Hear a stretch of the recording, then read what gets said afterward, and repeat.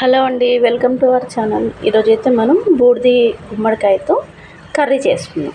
అది విత్ పెసరపప్పు కూడా కొంచెం నానబెట్టుకున్నాము. ఇవి ఒక కప్పెడు ఉంటాయి ముక్కలు.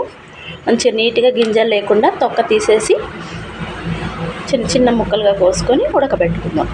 తర్వాత మిగతా ప్రాసెస్ చూపిస్తాను. చూడండి, ముక్కలు అయితే ఉడికిపోయాయి. వీటిని ఇప్పుడు సపరేట్ చేస్తాను. వాటర్ ముక్కలు సపరేట్ చేస్తాను. స్టవ్ ఆఫ్ చేస్తున్నాను.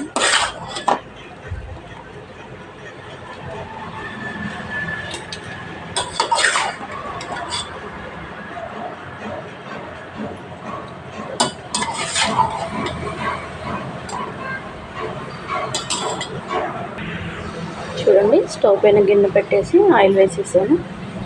ఇప్పుడు కొన్ని తాలింపు గింజలు వేసుకున్నాం.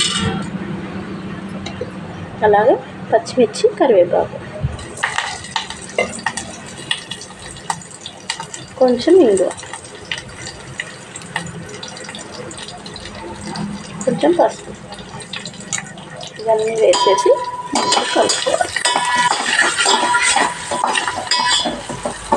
పచ్చిమిర్చి మగ్గినాక అప్పుడు మనం ఉడకబెట్టుకున్నాం కదా, ఆ ముక్కలు వేసేస్తాం.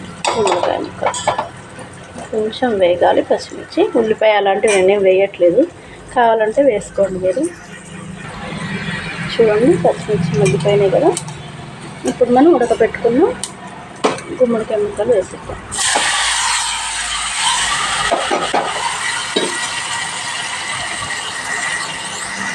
వేసి నీట్గా కలిపేసుకున్నాం. ఫస్ట్ నానబెట్టుకున్న పెసరపప్పు వేసేసాను.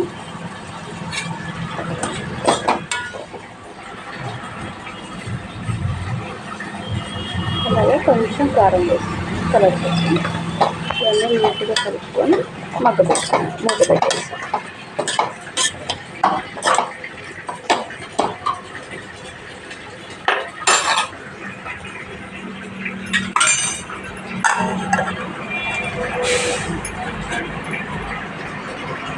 ఒకసారి కర్రీ ఎలా ఉందో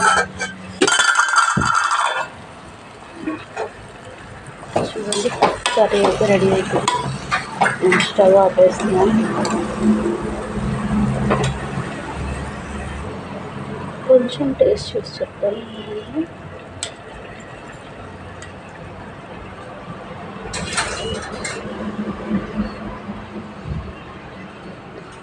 సూపర్ టేస్ట్గా ఉంది. ట్రై చేయండి. Thank you so much.